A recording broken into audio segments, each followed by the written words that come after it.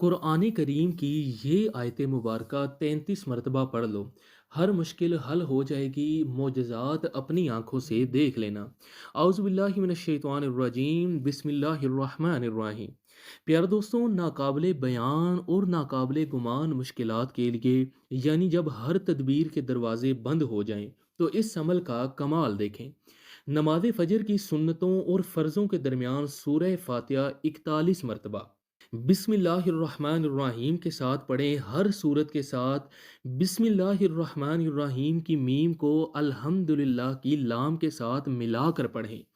مل حمد للہ رب العالمین، بسم اللہ الرحمن الرحیم، مل حمد للہ رب العالمین۔ پیارے دوستوں، اول و آخر آپ نے 7 مرتبہ درود ابراہیمی پڑھنا ہے۔ پیارے دوستوں، اگر کسی سخت مجبوری کی وجہ سے نماز فجر کی سنتوں اور فرضوں کے درمیان نہیں پڑھ سکتے تو فجر کے بعد فوراً سورج نکلنے سے پہلے 70 مرتبہ سورہ فاتحہ کو جو آپ کو ترتیب بتائی ہے، یعنی مل حمد للہ رب العالمین، اس کو اول و آخر درود پاک کے ساتھ پڑھنا ہے۔